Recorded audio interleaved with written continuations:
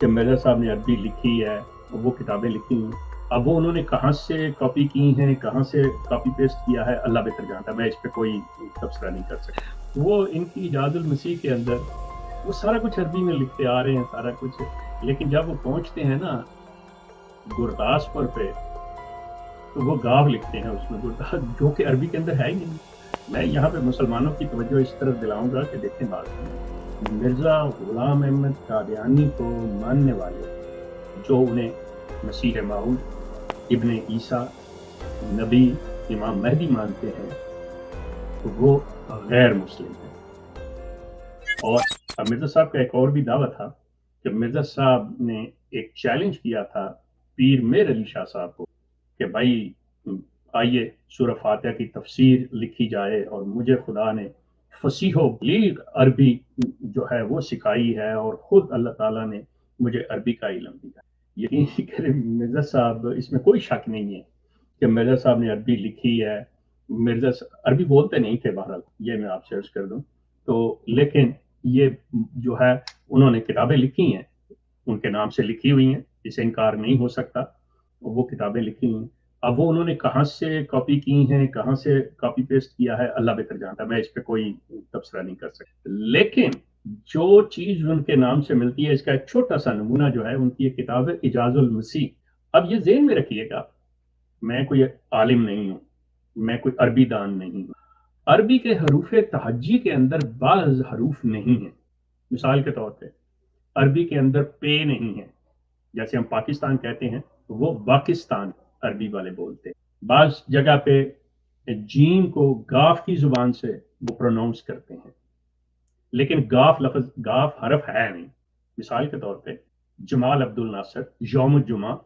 وہ یوم الگما،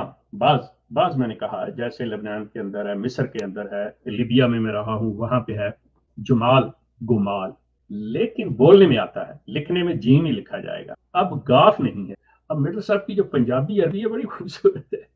وہ ان کی ایجاد المسیح کے اندر وہ سارا کچھ عربی میں لکھتے آ رہے ہیں، سارا کچھ، لیکن جب وہ پہنچتے ہیں نا گرداسپور پہ تو وہ گاو لکھتے ہیں اس میں، گرداس جو کہ عربی کے اندر ہے ہی نہیں۔ اسی طرح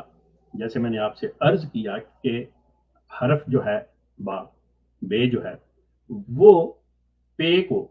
ریپرزینٹ کرتا ہے، جب ہم پے کہتے ہیں تو وہ اس کو پروناؤنس کرتے ہیں با، پاکستان کی جائے پاکستان، سو اس طرح تو یہ بھی جو چیزیں ہیں مرزا صاحب کی بعض، وہ میں اجاز المسیح کا جو جماعت نے پھر ان کی اس خفت کو مٹانے کے لیے اس کا اردو ترجمہ کر کے اب یہ جو تبدیلیاں ان کے اندر آ رہی ہیں، میں یہاں پہ مسلمانوں کی توجہ اس طرف دلاؤں گا کہ دیکھیں بات سنیں، اگر آپ نے اس احمدیہ جماعت کو کسی لحاظ سے بھی یہ ثابت کرنا ہے کہ یہ سچائی پہ اور حق پہ نہیں ہے، تو آپ کو اکیڈمک کام کرنے پڑیں گے۔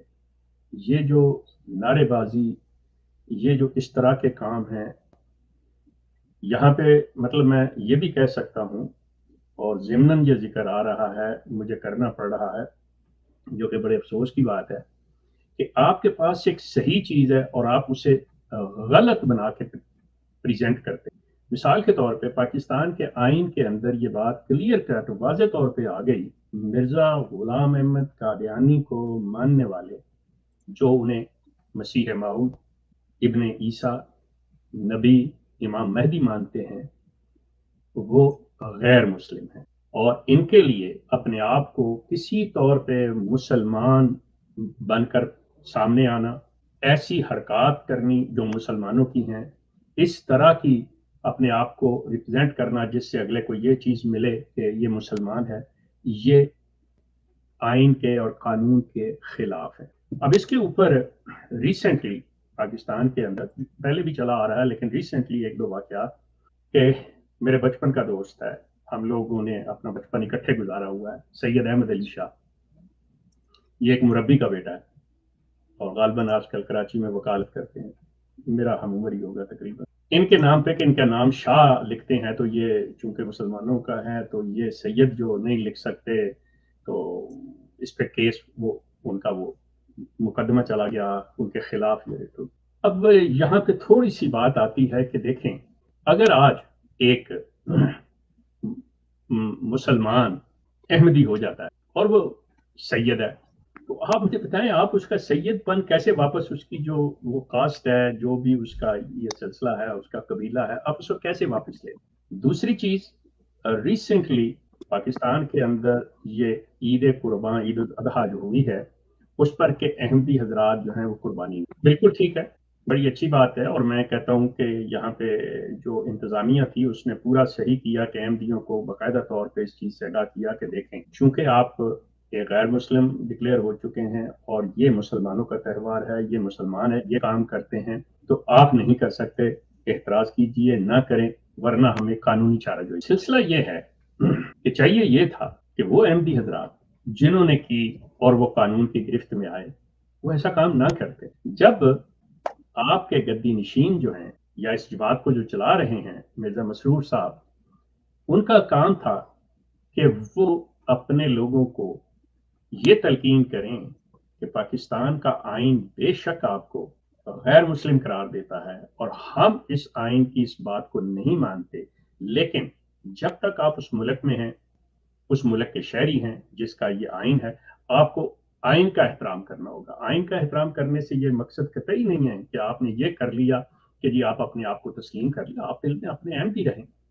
لیکن وہ احترام لازم ہے اسی طرح جس طرح آپ دنیا کے دیگر ممالک میں رہتے ہوئے ان کے آئین کا، ان کے قوانین کا احترام۔ ہمارے لوگوں کو، پاکستان کے لوگوں کو، مسلمانوں کو چاہیے یہ کہ جہاں پہ آپ دیکھیں کہ قانون کی خلاف ورزی ہو رہی ہے، چاہے احمدی ہو یا کوئی بھی اور ہو،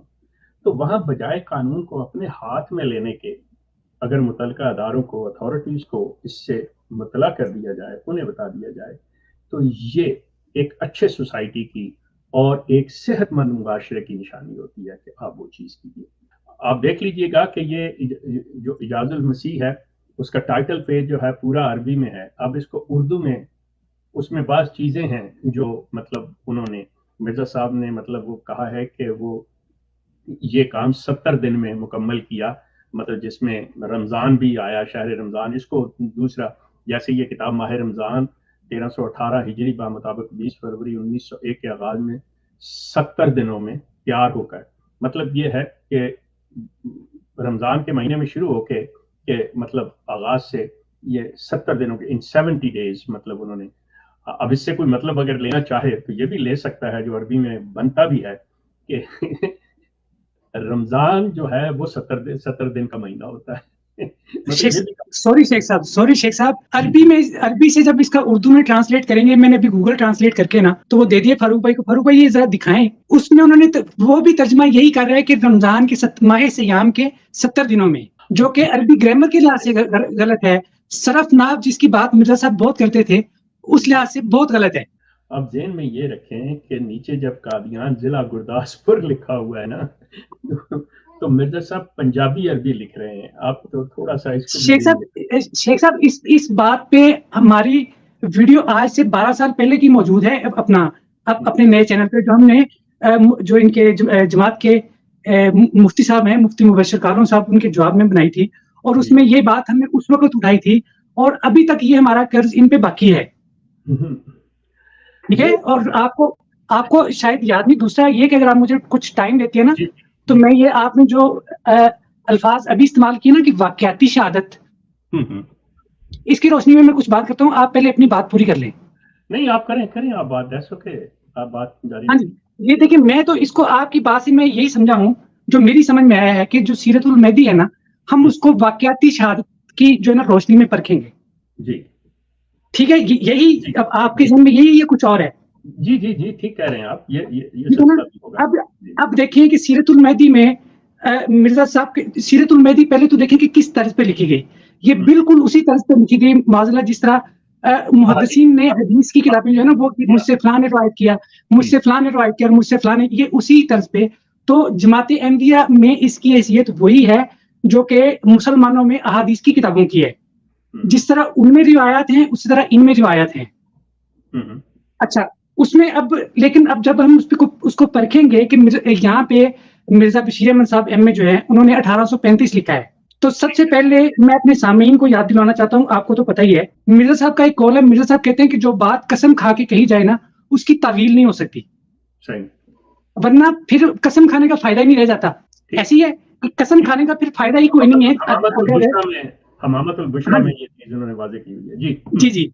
اچھا، اور آپ کو پتا ہے کہ یہ سن 1900 کے ارد گرد جو ہے نا ایک ان کی چچا زاد بھائیوں امام دین اور نظام دین وغیرہ سے وہ اپنا مسئلہ بنا تھا، اور ایک وہ مقدمہ عدالت میں چلا گیا جس کو مشہور کہتے ہیں مشہور مقدمہ دیوار. اب مقدمہ دیوار کے اندر مرزا صاحب نے حلفیہ شہادت دی ہے، وہ غالباً جون یا جولائی 1901 کی بات ہے. اس میں وہ کہتے ہیں کہ میں حلفیہ کہتا ہوں، بیان حلفیہ اس کا ان کا یہ ہے کہ میری عمر اس وقت 60 سال کے قریب ہے. نہ انہوں نے کہا کہ میری عمر 60 سال ہے، نہ انہوں نے کہا کہ 60 سال سے اوپر ہے. اب انہوں نے کہا کہ میری عمر 60 سال کے قریب ہے، یعنی اس کا مطلب ہے کہ 60 سال سے کم. نمبر 1. دوسرے نمبر پہ وہ کہتے ہیں کہ جب یہ 1857 کی جنگ آزادی جس کو وہ غدر کہتے ہیں، ہم اس کو جنگ آزادی کہتے ہیں، مرزا صاحب کہتے تھے کہ اس وقت میں ابھی نوجوان تھا اور ابھی ریش و برودت کا آغاز نہیں ہوا تھا، یعنی ابھی داڑھی مونچھ نہیں آئی تھی. ٹھیک ہے نا، داڑھی مونچھ نہیں آئی تھی. ٹھیک ہے نا. آپ کو پتا ہے کہ جن کے نہیں آتی وہ جینیٹیکلی مسئلہ کوئی ہوتا ہے، تو اگر 1835 کے لحاظ سے بنائے تو اس وقت مرزا صاحب کی عمر 22 سال تھی. تو کیا یہ ممکن ہے کہ 22 سال تک کبھی ریش و برودت کا آغاز بھی نہ ہوا ہو؟ تو انشاءاللہ یہ واقعاتی شہادت کی ہم نے جو واقعاتی شہادت ہے نا، ہم نے ان کی صرف 2 مثالیں پیش کی ہیں. کچھ آپ نے پیش کی ہیں، 2 میں نے پیش کی ہیں. اسی طرح مزید بھی پیش کریں گے اور اسی طرح سیرت المہدی کو ہم پرکھیں گے. جی ہاں بالکل. ہم کوئی مواد باہر سے نہیں لیں گے، مواد سارا ان کا اپنا ہوگا. ہم صرف یہ بتائیں گے کہ نہیں یہ بات وہاں پہ ایسے تھی، انہوں نے بعد میں ایسے کیا ہے.